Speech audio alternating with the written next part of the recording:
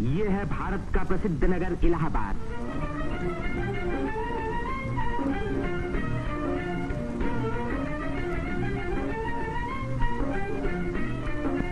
यहीं पहल उत्तर प्रदेश में एक विश्वविद्यालय की स्थापना हुई। इसी वजह से ये नगर उत्तर प्रदेश की शिक्षा और सभ्यता का केंद्र माना जाता है। पंडित मदन मोहन मालवीय, पंडित गोविंद वल्लभ पंत और अनेक प्रतिभाशाली व्यक्ति इसी विश्वविद्यालय की देन हैं, जिन पर आज देश को गर्व है। ये है हमारे प्रधानमंत्री पंडित जवाहरलाल नेहरू का निवास स्थान, आनंद भवन। भारतीय राजनीति का ये एक प्रमुख केंद्र रहा है। इस नगर को तीर्थराज प्रयाग भी कहते हैं। यहीं गंगा और जमुना का संगम है। इसी संगम में गुप्त सरस्वती नदी भी आकर मिलती है। इसीलिए इस स्थान को त्रिवेणी संगम कहा जाता है। त्रिवेणी बहुत पुराने जमाने से भारत का एक पवित्र स्थान माना जाता है। सृष्टि की रचना की शक्ति प्राप्त करने के लिए यहाँ ब्रह्मा ने यज्ञ और तपस्या की। लक्ष्मी की प्राप्ति के लिए विष्णु ने भी यहीं तपस्या की।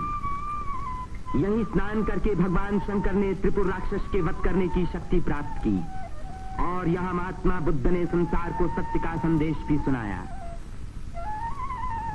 समुद्र मंथन के बाद जयंत के अमृत का घड़ा लेकर जाते समय एक अमृत कण छलक कर यहाँ गिरा और तभी से इस स्थान पर कुंभ मेले का महान पर्व आरंभ हुआ। इस वर्ष भारत का सबसे बड़ा कुंभ मेला इसी स्थान पर हुआ। इस मेले में लगभग 1 करोड़ व्यक्ति त्रिवेणी में स्नान करने के लिए आए।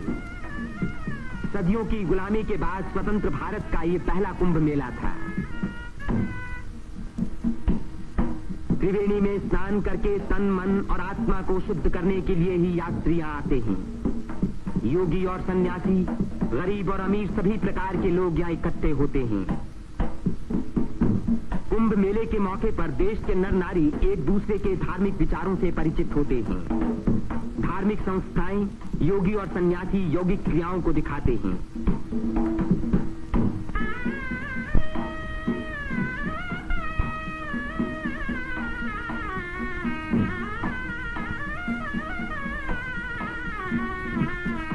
धार्मिक विचारों पर तर्क वितर्क होते हैं और देश के गौरवपूर्ण प्राचीन रहस्यों का उद्घाटन होता है। यहाँ के सुंदर दृश्य प्राचीन भारत की महत्ता की याद दिलाते हैं।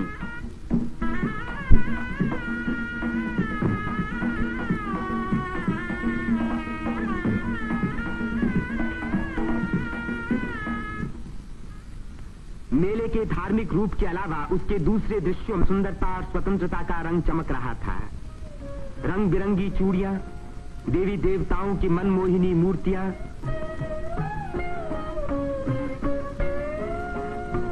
हरी जपन की मालाएं, सिंदूर और चंदन के ढेर, औरतों के साज श्रृंगार, बच्चों के खेल खिलौने, लाल बुझक्कर मिट्ठू मियां। तीर्थयात्रियों की सुविधा और सुरक्षा के लिए और स्वतंत्र भारत के इस महान पर्व को सफल बनाने के लिए उत्तर प्रदेश सरकार ने अपनी ओर से कोई कसर उठा न रखी। मेला शुरू होने के कई महीने पहले से ही सरकार की ओर से तैयारियां शुरू हो गई थीं।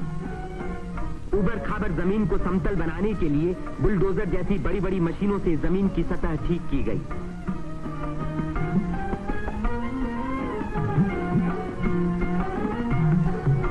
गंगा जी ने अपना किनारा 15 से 30 फुट गहरा काट दिया था, जिसके कारण यहाँ स्नान करना असंभव था। बुलडोजरों ने इन किनारों को सपाट बनाया, जिससे तीर्थयात्री यहाँ सकुशल स्नान कर सके। जिस काम को 1000 आदमी 3 महीने में खत्म नहीं कर सकते थे, उसी को 6 बुलडोजरों ने 15 दिन में पूरा कर दिखाया।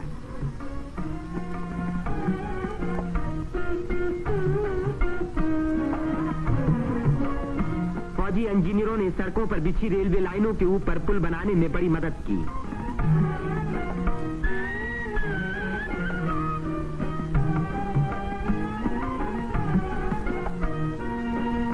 इससे रेलों के आने जाने के समय भीड़ सड़कों पर कभी न रुकी, बल्कि लगातार त्रिवेणी की ओर बढ़ती रही।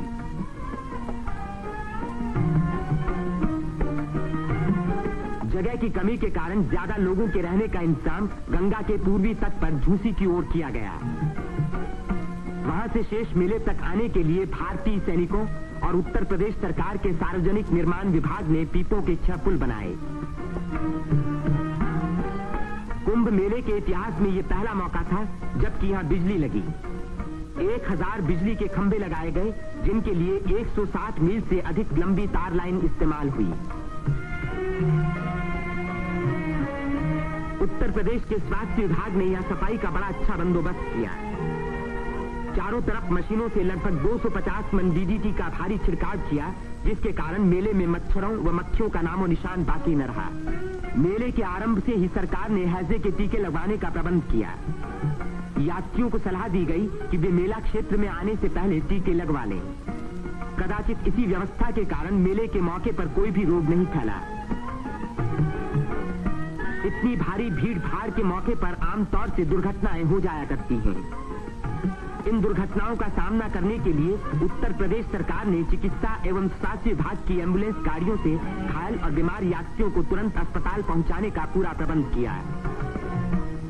9 अस्थायी अस्पताल देरों में खोले गए, जिनमें 228 रोगियों को रखने का इंतजाम था। गरीब रोगियों को खाना मुफ्त में दिया गया। राशनिंग विभाग ने यात्रियों की सुविधा के लिए यहाँ आटा, शक्कर, मिट्टी का तेल और अन्य जरूरी सामान का भारी स्टॉक जमा किया, जिससे इन चीजों की कीमतें न बढ़ पाएं। इसी प्रबंध के कारण हर व्यक्ति को सस्ते मूल्य पर अपनी इच्छा का खाना मिल सका।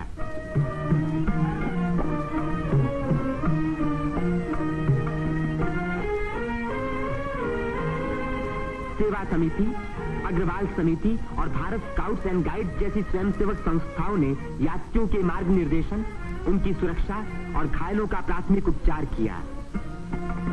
पुलिस यात्रियों के संचालन का कार्य करती रही। आने जाने के लिए अलग रास्ते रखे गए। भीड़ को काबू में रखने के लिए चलते फिरते वायरलेस सेटों का इस्तेमाल किया गया।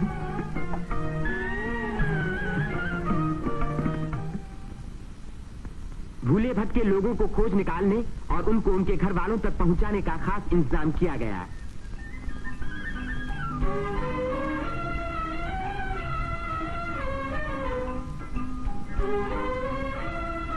मेले में लाउड स्पीकरों का एक जाल बिछा दिया गया, जिससे भटके हुए लोगों का नाम पुकार पुकार कर उनको एक स्थान पर इकट्ठा किया गया।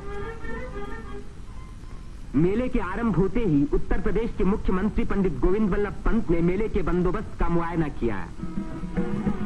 इस तीर्थ स्थान पर जमा हुए लाखों मेहमानों के सुख सुविधा की उन्हें बड़ी चिंता थी। उन्होंने नाव पर सवार होकर घाटों का निरीक्षण किया।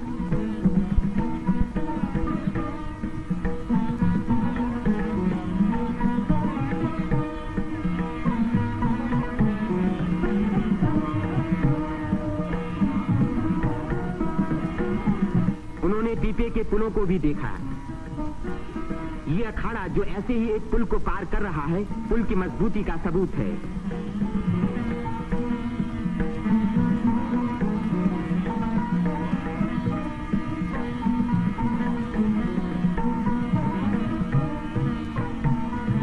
हमारे प्रधानमंत्री पंडित जवाहरलाल नेहरू ने भी मेले के इंतजाम का निरीक्षण किया। वे सड़कों पर घूमे और पुलों पर भी गए।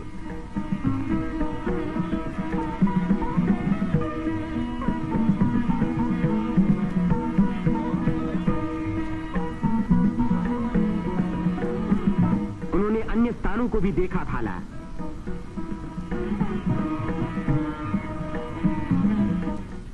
भारत के अन्य लाखों व्यक्तियों की भांति हमारे राष्ट्रपति श्री राजेंद्र प्रसाद ने भी त्रिवेणी में स्नान किया। इस दिन अपार जन समूह यहाँ इकट्ठा था।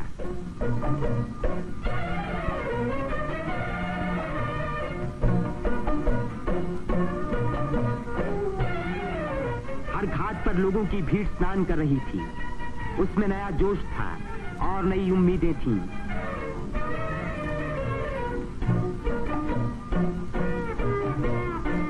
ये दृश्य जाहिर कर रहा था कि इस भीड़ की महान रचनात्मक शक्ति के कारण देश का भविष्य उज्जवल है। उसकी इसी शक्ति के कारण हमारी उन्नति के बड़े से बड़े कार्य अवश्य सफल होंगे। जिस स्थान पर मनुष्य और देवताओं ने यज्ञ किए और भविष्य का संकल्प किया, उसी स्थान पर इन नर नारियों ने आज भारत को फिर से बलवान और सुखी बनाने की प्रतिज्ञा की और भारत की स्वतंत्रता को अमर रखने के लिए अपने शरीर में एक नए प्राण को जन्म दिया।